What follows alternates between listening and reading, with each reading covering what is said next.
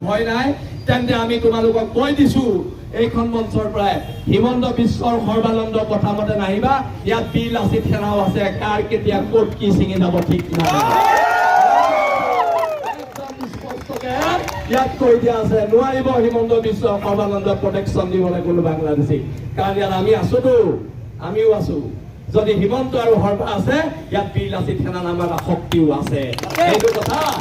মনত ৰখা উচিত আমি কোৰ্টৰ আগত বহি ধৰ্ণা দিয়া পাৰ্টি নহয় এইটো কথা একদম স্পষ্টকৈ ইয়াত জনাই দিয়া হৈছে চৰকাৰক যোনদিনা যুঁজিম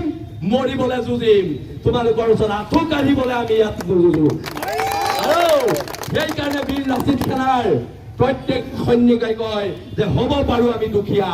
আমি তহঁতৰ গোলাম নহয় আঁঠু কাঢ়ি অধিকাৰ খোজা বীৰ লাচিত সেনাৰ সৈনিকৰ আজি বলপূৰ্বক কাজাপি দিছপুৰৰ এচি ৰুমত বহি যদি ভাবিছে যে আমাক একো কৰিব নোৱাৰে ভুল ভাবিছে গাঁতি উফৰি ক'ত পৰি যাব কোনো ধৰিব নোৱাৰিব এইটো একদম জনাই দিয়া হৈছে উফৰাই পেলোৱা হ'ব গাড়ী উফৰাই দলিয়াই দিয়া হ'ব ব্ৰহ্মপুত্ৰত তোমালোকৰ গাড়ী আৰু এই যে কংগ্ৰেছ বিজেপি কংগ্ৰেছ এই যে ৰাষ্ট্ৰীয় দলবিলাক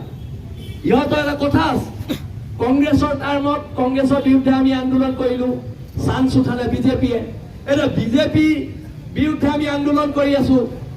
চান্স উঠাবলৈ ৰখি আছে কংগ্ৰেছ কিন্তু এইবাৰ এটা কথা স্পষ্টকৈ দুইটা ৰাজনৈতিক দলক কৈ দিয়া হৈছে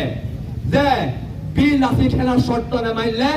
এটা দলৰ এজন বিধায়ক জিকিব দিয়া নহ'ব কথা আমাৰ শুনিব লাগিব আমাৰ কথা মতে চলিব লাগিব তোমালোকে দিছপুৰত এটা কথা কবা দিল্লীত গৈ হয় হুজুৰ কৈ এটা কথা কবা এই কথা বতৰাবোৰ নচলিব